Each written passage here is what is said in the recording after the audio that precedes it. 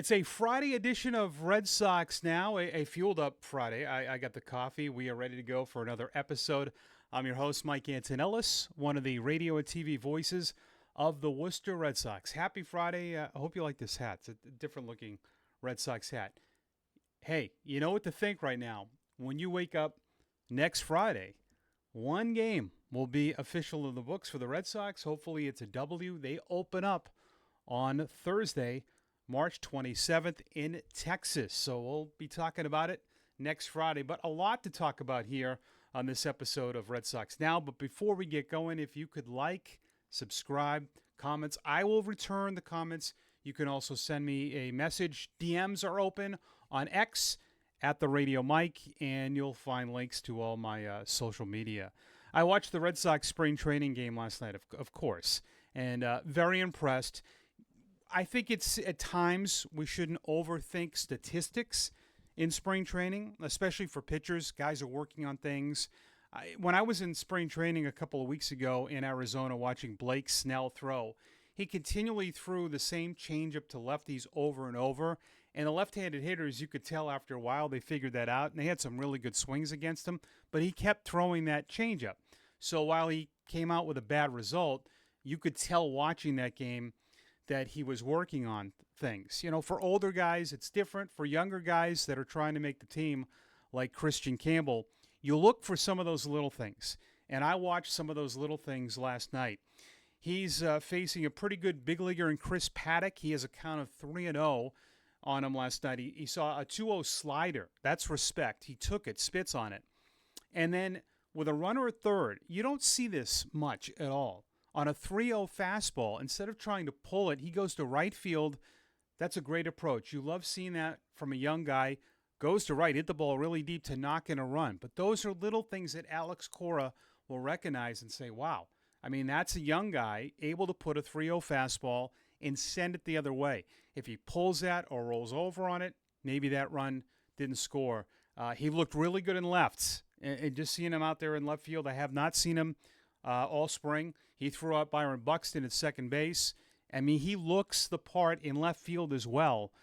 I have a really good feeling. You know, this second base position, as we've talked about, has been a triangle between Hamilton, Meyer, and Campbell. But I think Campbell's the guy, and plus his position versatility, right-handed hitter, too. The Red Sox have been very left-handed the last couple of years. But this was good. The things that he's doing, the small things that you really love if you're the organization.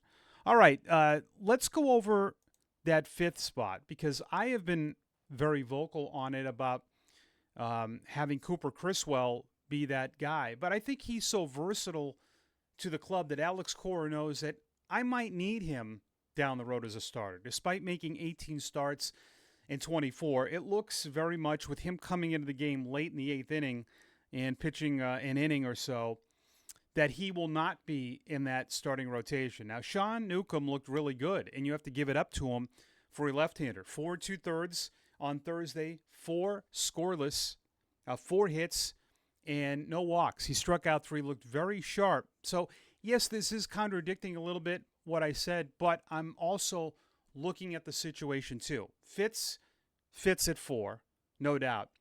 Newcomb at 5 puts him in Baltimore. So think about this.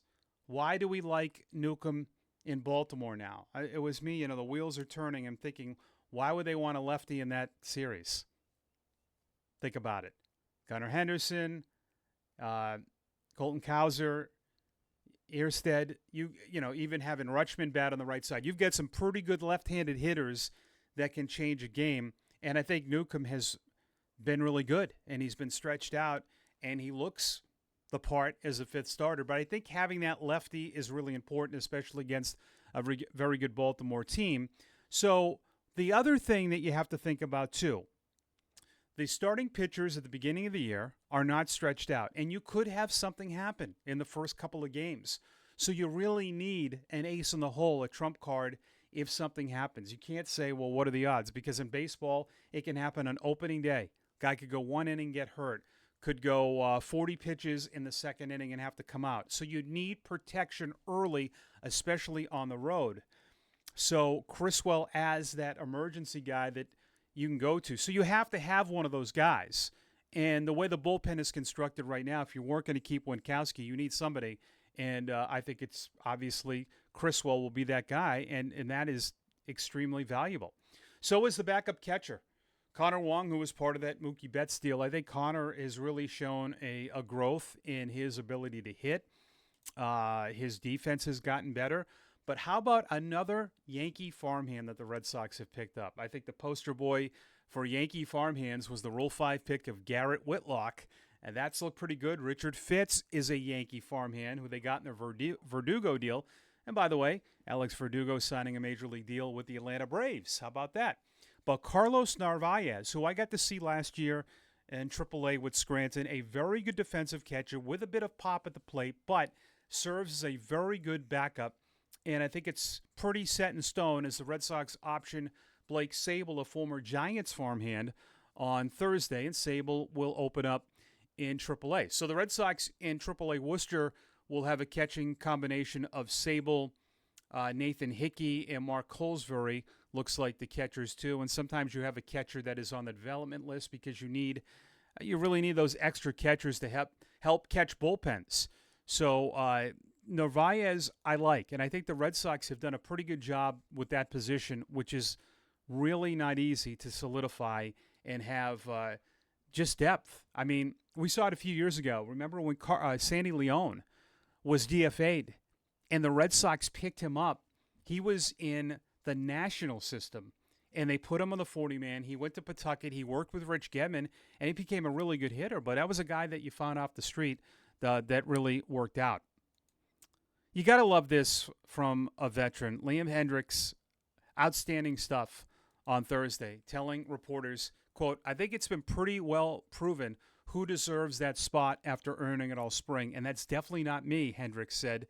"I've always said I thought I wanted to win it, but it's not the end of the world if I don't, and things will shake out how they shake out." Endorsing Aroldis Chapman as the closer. That is a true pro. That is a veteran. Hendriks, by the way, came in the clubhouse, and he had a scoreless outing. And the first thing he said to reporters was, "Hey, my ERA dropped to 9.95 this spring." But again, he's going to be in a late inning role. He's still going to be important, and there will probably be days where they'll need him. They have 4 guys to me that can close in Chapman, Hendriks, Slayton, and Garrett Whitlock. The 9th inning is tough. It's not for everyone. Some of the best 8th inning guys cannot handle pitching in that last role. Again, more stuff Hendriks said, but if you want to talk about the guy who's looking the best in spring training, that's Chapman. It's been unbelievable. He's been 97 to 100 pretty much every outing, and now I'm excited to knock off the big 3 as far as the closers I've been teammates with in Kimbrel, Jansen, and Chapman. Awesome. That's a great quote on this Friday. Liam Hendriks really endorsing Aroldis Chapman as the Red Sox roster is getting there. A couple days, and they'll be in Mexico, and then that's when things get really interesting, and we get really excited as we take that turn to next week and opening day against the Texas Rangers. I hope you have a great Friday. I hope you enjoyed watching another episode of Red Sox Now. Make sure to like, comment, subscribe, share, do whatever. Send me a message. I'll get back to you quickly. Remember to follow me on X at The Radio Mike. Happy Friday. Thanks for watching Red Sox Now.